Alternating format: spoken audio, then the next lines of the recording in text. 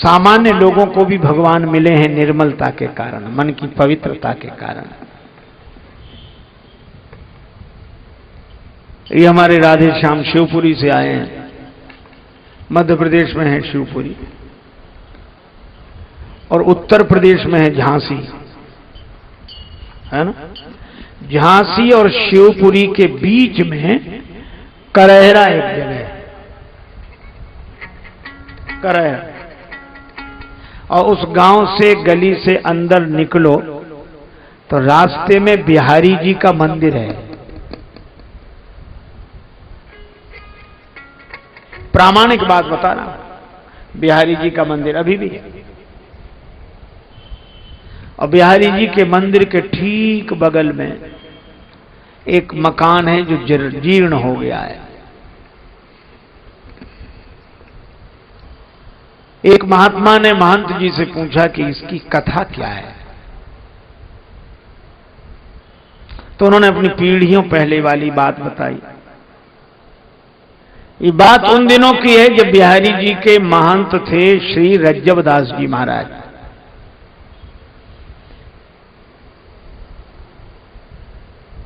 और जो ये मकान टूटा फूटा पड़ा है, यहां एक दुकान होती थी, यहां रहती थी एक गहोई वैश्य जाति की महिला, अकेली थी, परिवार में कोई नहीं बचा था। लेकिन वो पुरानी आदत, पकौड़ियां बनावे, तले बीचे। लोग कहते थे क्या करना, पर मकान भी, रुपया भी और रोज व्यापार भी।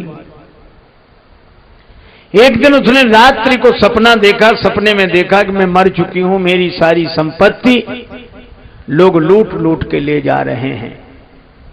उसको लगा सवेरे जागने पर कि कहीं ऐसा ही ना हो, क्योंकि मेरा कोई है ही नहीं, अब मेरे बाद भी कोई नहीं, तो लोग लूटें ये तो ठीक नहीं। तो उसने गहोई वैश्य के लोगों से सलाह करके अपनी पूरी की पूरी संपत्ति श्री बिहारी जी के नाम कर दी और दुकानदारी छोड़ दी, भगवान के मंदिर में रहने लगी। श्री कृष्ण गोविंद हरे मुरारे। जो हाथ बेसन में सने रहते थे वो ताली बजाते, जो आंखें ग्राहकों की प्रतीक्षा करती वे आंखें भगवान श्री कृष्ण को देखती, बिहारी जी को देखती। जिंदगी बदल गई।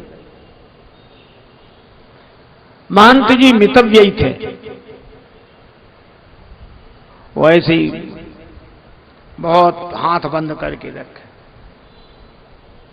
एक दिन देखा तो दूध पी रही थी वो, शाम को महंत जी ने दूध दिया गिलास में, तो वो दूध पी रही थी, वो कुटकुटाए। महंत जी बोले तू कुटकुटाती क्या है ये दूध में? बोले महाराज आप इसमें मेवा ज्यादा डाल देते हो। महंत ने सोचा हम और मेवा डाल, हम चीनी डाल देते यही बहुत है, मेवा। माथा ठनका। दूसरे दिन देखा वो दोपहर को दाल परोसी गई तो दाल में घी तैरता दिखाई दे। महात्मा बोले ये कहां से आया? महाराज आप ही तो लाते हो दाल में घी। उनको लगा थाली में घी होना पहले से होना, हम तो डालते ही नहीं। अब महाराज घी बढ़ता जाए दाल में, रोज मेवा बढ़ते चले जाए। एक दिन पुजारी महंत जी जब आरती करे तो उन्होंने देखा कि भगवान बिहारी जी के जो बागा उन्होंने पहना उसकी बाह पर आगे घी लगा है। सोचा आरती वगैरह से लग गया होगा, धोकर दूसरा वस्त्र बदल दिया। लेकिन दूसरे दिन देखा भगवान के दोनों कर कमल घी में सने। अरे इनके हाथ में घी कैसे लगा? अब समझ गए। उस देवी को सब भक्तिन बोलते थे, मंदिर में रह रही थी। महात्मा ने कहा ये भक्तिन को यही देते हैं घी भर भर के। तो उन्होंने भगवान से प्रार्थना की, महंत जी ने, कि द्वापर के छलिया अबलों तेरी, यह छैल पने की छछोरी न छुटी।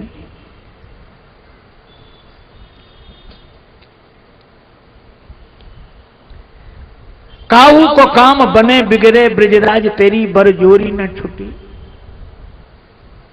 और ग्वाल सिंहासन पे पुजके भयो ठाकुर हूं पे ठगोरी न छुटी। आज यही बिनमो कर जोर ब्रजराज, तेरी यह चोरी न छुटी।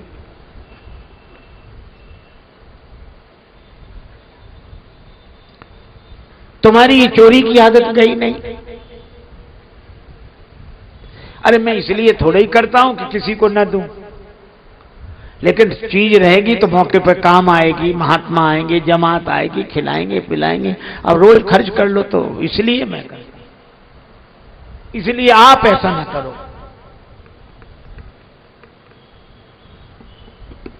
आप भक्तिन का पक्ष मत लो। पर बिहारी जी तो, बिहारी जी कुछ नहीं बोले, सुनते रहे, लेकिन भक्तिन के लिए उसी तरह घी, उसी तरह मेवा। महंत जी जो जमा कर करके रखे तो डिब्बे खाली होने लगे। अब जब भगवान ने भी प्रार्थना नहीं सुनी तो महंत जी को भगवान पर ही क्रोध आ गया। भक्तिन पर तो आया ही क्रोध। उन्होंने सोचा इसे निकालना चाहिए, इसे निकालो मंदिर से। लेकिन महंत जी ने सोचा कि इसको निकालें कैसे, कोई लांछन हो, आरोप हो, तब तो निकालें। तो महंत जी ने एक दिन निश्चय किया, बस वो बैठ गए दरवाजे पे माला लेके, और उस रास्ते से जितनी महिलाएं पुरुष निकले, तुम्हें पता है क्या भक्तिन? हाँ क्या हुआ? अरे भक्तिन ने, नहीं नहीं महाराज बताओ, भक्तिन ने एक आदमी रख लिया है। आदमी रख लिया? ऐसी बातें तो बड़ी जल्दी फैलती। आदमी रख लिया इसने? पूरे में हल्ला। पहले रहती थी, अब मंदिर में रह रही है, माल खाती है, कहां कुछ काम तो है नहीं, बुद्धि बिगड़ गई होगी, रख लिया होगा, आदमी रख लिया।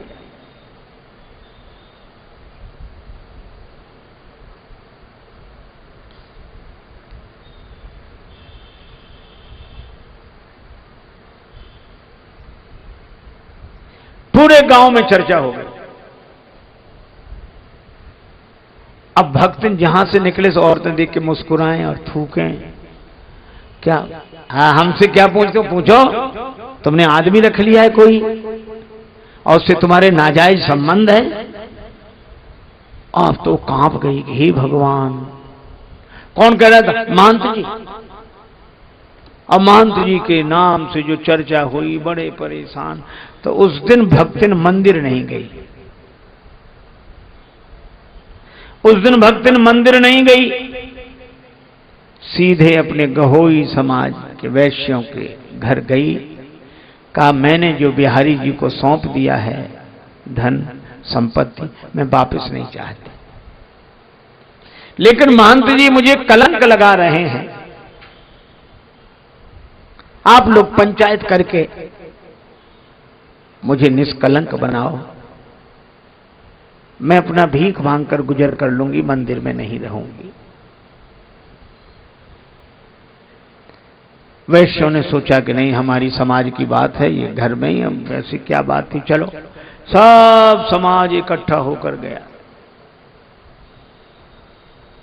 अब महंत जी ने देखा कि बड़ी भीड़ चली आ रही है, कि आज कोई उत्सव भी नहीं, कुछ नहीं, इतनी भीड़ काहे को आ रही है। और पीछे देखा सो भक्तिन, समझ गई यही लेकर आई सबको। उत्तर देने के लिए तैयार हो गए। लोग सलाह कर रहे थे अगर भक्तिन की गलती तो उसे मंदिर से निकाल देंगे, और नहीं गलती तो महंत जी से कहेंगे कि आपको ऐसा नहीं कहना चाहिए। पर जैसे ही आए, लोगों ने कुछ कहते उसके पहले ही महंत जी ने कहा, भोजन में नित्य घृत उठा स्वकरसों लेत। भगवान भोजन के समय अपने हाथ से घी उठा लेते हैं। भोजन में नित्य घृत उठा स्वकरसों लेत और भर भर देत, या भगतन की थारी जू। लोग समझे नहीं। मंदिर में मेवा के पात्र सब रीते पड़े, कैसे रहेगी बात बीते पे हमारी जू।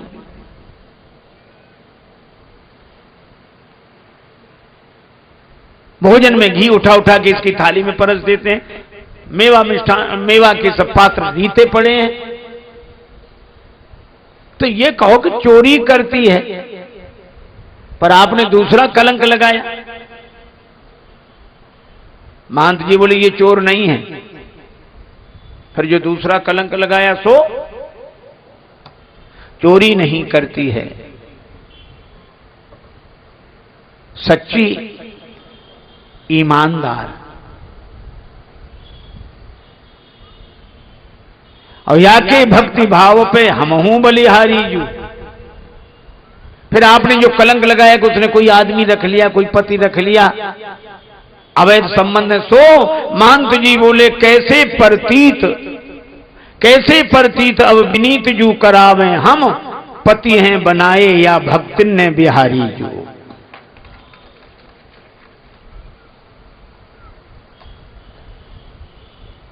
इसने बिहारी जी को अपने बस में कर लिया, वही इसके पीछे पीछे लगे फिरते। तो हम क्या गलत कह रहे हैं? बिहारी जी हमारी सुनते नहीं, उन्हीं से पूछो। उन्होंने तो जिंदगी भर गोपियां तारी हैं, सो इस गोपी को का सहयोग करने लगे। लोग आए थे, भक्तिन देव निकाल, पर ठगे गए यही ठौर पे भयो और ही हाल। सबके आंखों में आंसू थे। उन्होंने कहा कि बाबा अब भक्तिन की चिंता आप न करें, हमारे इतने परिवार हैं, ये जिस परिवार में पहुंच जाएगी वहां के लोग इसे भोजन करा के अपने को धन्य मानेंगे। जिसका भगवान से नाता हो। ये झूठा कलंक ही सही, नारौ सजनी अनमनी भरौ न नीर ससंक, और बड़े भाग नंदलाल संग झूठो ही लगत कलंक। ठीक है महाराज प्रणाम। भक्तिन बोली अब मैं नहीं जाऊंगी, यहीं हूं। दोपहर को भोजन के लिए महंत जी आए लेकर, मना कर दिया, मेरा स्वास्थ्य ठीक नहीं, भोजन। हाँ अब काहे को करेगी हमारा भोजन, कल से तो तेरा सेठों के यहां, बड़े बड़े सेठों के यहां निमंत्रण है। शाम को दूध लेकर आए, नहीं पिया।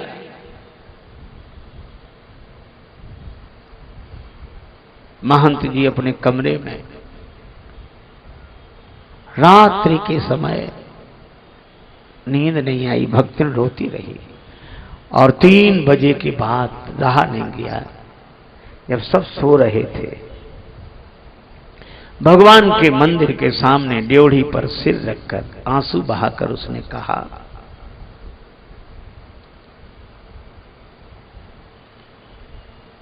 नाथ को नाम कियो बदनाम, मुझे बदनामी देते, संसार के किसी आदमी का नाम लगाते। नाथ को नाम कियो बदनाम, विरागिन सोन विवाद बढ़ा। और आपके हाथ से पाए प्रसाद,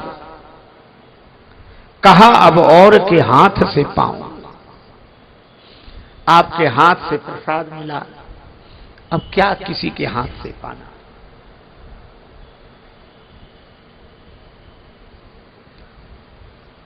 ऐसा कहकर भक्तिन ने जैसे ही अपना सिर रखा, अचानक बड़ा तीव्र प्रकाश हुआ।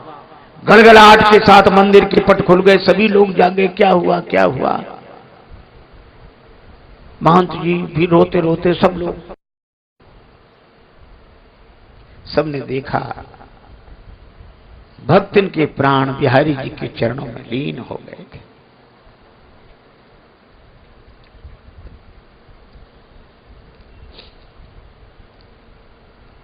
सब चारों तरफ हल्ला मचा, करेरा नगर के लोग आए, सब उसको लेकर गए।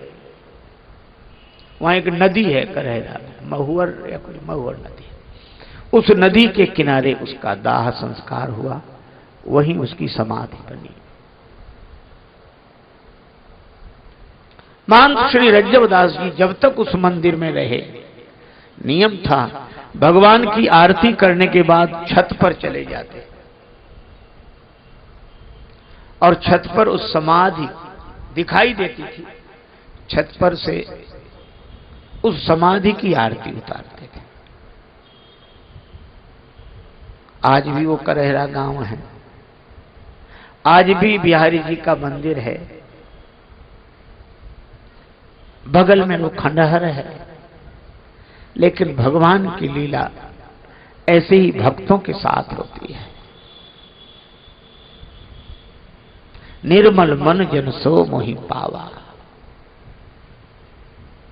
वह और कुछ नहीं बनी, साधु नहीं बनी, स्वामी जी नहीं बनी, महात्मा नहीं बनी, वह तो राम जी की बनी, बिहारी जी की बनी। देह के माला तिलक, देह के माला तिलक और छाप नहीं किसी काम के, प्रेम भक्ति के बिना नहीं, बिना नहीं, प्रेम भक्ति,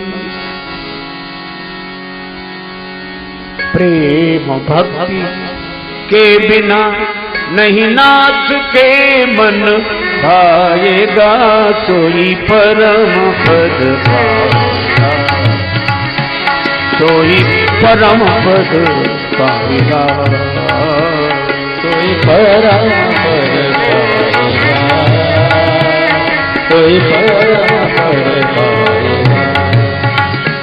जो भजे हरि को सदा, जो भजे हरि को सदा, सोई परम पद पाएगा, सोई परम पद पाएगा, सोई परम पद पाएगा, सोई परम पद पाएगा। परम पद पाएगा, सोई परम पद पाएगा। जो भजे हरि को सदा, जो भजे हरि को सदा, कोई परम पद पाएगा, कोई परम पद पाएगा। पावेगा,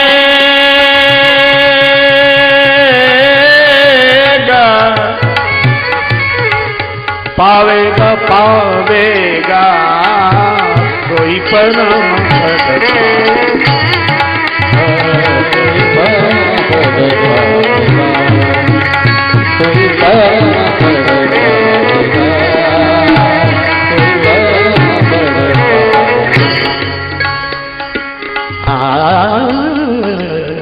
परम पद पाएगा, कोई परम पद पाएगा।